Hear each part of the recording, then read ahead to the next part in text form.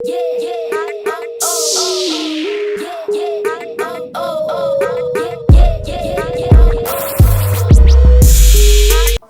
up? What's happening? What's popping? What's going on, everyone? Welcome back to another great episode of Simone with the Sports. I'm Simone, bringing you guys the daily sports talk. So if you're new here, if you're old here, you haven't already subscribed to the channel yet, make sure you stop what you're doing. Make sure you leave a comment. Make sure you subscribe. Make sure you keep rocking with me. Also, make sure you check out the links down below. The first link is to buy me a coffee to help fuel this channel that you love so much. Help fuel the Sixers to some wins, please. The second link is to shop the official Simone with the Sports merch collection. Get you the classic tee, the wavy tee, or the brand new JAYLEN Makerhurst tee. And the last link is to subscribe to our podcast, Tough Calls, where me and Dylan have some of your favorite sports analysts, reporters, former current athletes, chop it up with on the pod. And lastly, turn your notification bells on, because the videos are coming like boom, boom, boom, boom, boom, and you don't miss a single video or live stream. But guys, let's jump right into this today. Joel Embiid's return to the Sixers after battling COVID for so long. It seemed like a month, but really I think he was only out for 2 weeks, maybe a week and a half. I think he was out for 2 weeks.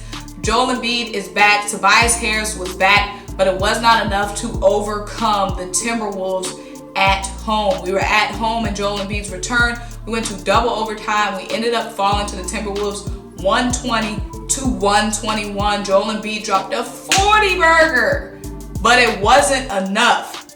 Y'all, we're gonna get into all of this.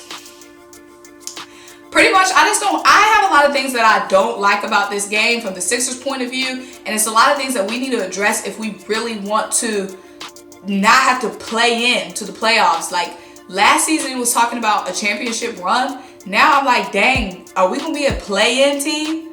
Because if we don't get some value for Ben Simmons, and if this is our roster for the rest of the year, oh baby, we in for a long, tired, strugglesome ride. Because this team is giving play-in or first-round exit. Okay, let's get into the box score, and I'm going to tell you about some things we need to address, because I know it's still early in the season. It is still early in the season, but things have to change. Things have to change if we really want to make really make some noise in the playoffs. Right now we're 10-10, and I'm gonna tell you guys the things that we need to, that really stuck out to me, that were really egregious in this game. And we're gonna go through the box score. You know, we're gonna go to the box score. But like I'm saying, these NBA standings right now in the East, we are number 10 in the East right now. We're number 10 in the East right now. The Nets are number 1, Bulls, Heat, Wizards, Hornets, Bucks, Hawks, Knicks, Celtics, and then the 76ers at number 10. Only one game above the 11, 12, and 13 seeds. We're giving play in, y'all. We're giving play in. Let's get into the box score, and then I'm going to tell you guys the things that were just so egregious to me about this game. So, like I said, Joel Embiid dropped a 40 burger. No complaints about Joel Embiid. He had 2 blocks. Mind you guys, we went to double overtime, so of course it's going to be more of everything because it was more playing time. Joel Embiid had 14 rebounds. He had 3 assists. He had a steal. He shot 52% from the field, 50% from the 3. Tobias Harris had 17 points. He was 37% from the field. That's a problem. He went 0-4 from 3. That's a problem. He shot 70% from the free throw line. A problem. Tobias had 9 rebounds, 4 assists, 2 steals. Seth Curry had 14 points. Tyrese Maxey had 15. Danny Green had 11. Andre freaking Drummond, who we're going to get into, had 2 points for us tonight. A negative 10 Andre Drummond was. Now let me get into the things that is just so egregious to me. 1, you guys know I love Seth Curry. But if we lost a lot of defense when we lost Ben Simmons, we lost a lot of backcourt defense. This guy, Seth Curry, was a defensive liability if I've ever seen one tonight. He just really didn't offer anything, in my opinion, on defense. Nothing at all on defense. Especially in crunch time. And I know he's never been the best defender at all, but he always was like an okay defender to me. But it seems like as of late, Seth's defense has just gotten even worse. And of course, we brought Seth in for offense, and he's been growing on offense. Like I said, he's not just that catch and shoot guy anymore. He's doing it off the dribble. He's breaking guys down. He's slashing and thrashing to the basket. He's getting just so much better on offense. But y'all, later down the road, that weakness in our backcourt, that weakness that we had, that weakness that's growing without us having Ben's defense, and now just relying on Tyrese and Seth, people are going to take advantage of that. They already did tonight. 2, Andre Drummond is starting to worry me a little bit. Like I said, he was a -11 tonight, but it's not even just that tonight. Like I said, tonight, I think he had, how many points did he have tonight? Andre Drummond had 2 points tonight. 2 points in 12 minutes. And we really got Drummond over Dwight Howard because Drummond is supposed to offer more offensively than Dwight Howard did. 2 points. And then his defense, Karl Anthony Towns, he's just biting on all of Karl Anthony Towns' pump fakes. Just letting Karl Anthony Towns eat on him. Drummond needs to tighten up his defense. And I saw someone on Twitter say, and it's not even just his defense, it's just sometimes he just seems aloof. He needs to tighten up his awareness. He needs to be checked in on every single play, and he's not all the time. He checks in and out of plays. And I saw someone on Twitter saying if Andre Drummond is going to check in and out of plays, then we need to give Charles Bassey some more playing time, because when Bassey was playing, the little glimpses and flashes we saw of Bassey all look good. So if Andre Drummond is looking like he don't want to be out there, put in Bassey. At least let's start getting him developed before we get into the second half of the season.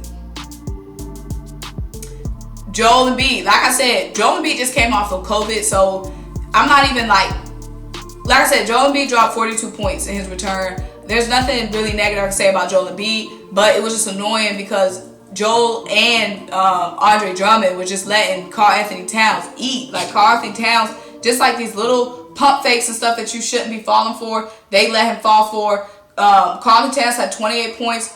D'Angelo Russell had 35 points. It was just like we had no answer for their offense. And in the first half, it just seemed like the team, like we're back at home and we have Joel Embiid back. We should have been supercharged. The first half of the game was nothing but turnovers and a lack of effort. It just seemed like the Sixers didn't want to be out there in the first half. And I don't know where that lack of energy came from. Like I'm saying, it's one game, but we've lost eight out of our last 10 games we have lost. So when Joel Embiid comes back, that should be a game we should easily win, because everybody should be super stoked to start a winning streak, to start getting back winning. But first game back for Joel, he drops a 40-burger, and we still lose. We got D'Lo looking great. We got Cat looking great. We can't find an answer for them.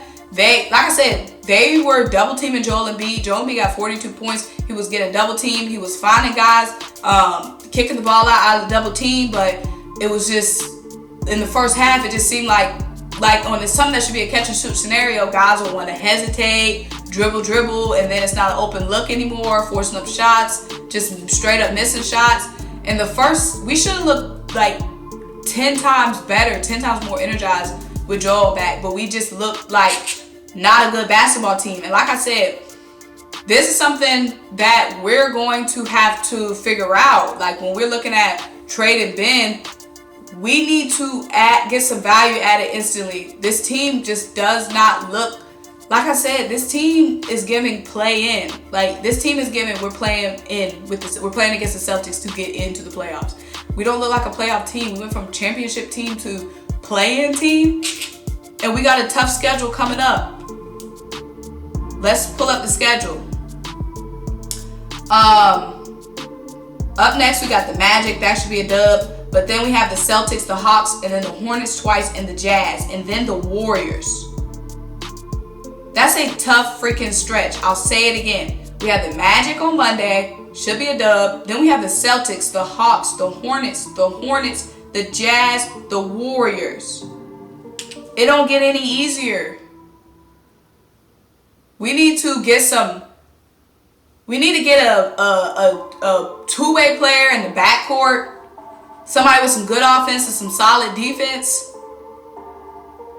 Because the liability that Seth is showing on defense,